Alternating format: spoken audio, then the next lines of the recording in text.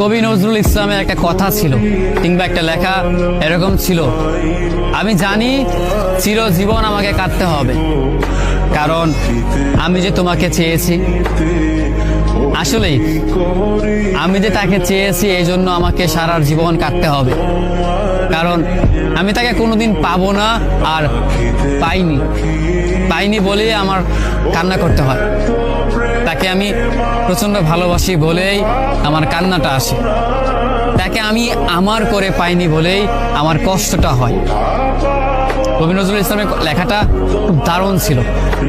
আসলেই তাকে পাইনি বলে আমাকে সারা জীবন কান্না করতে হবে।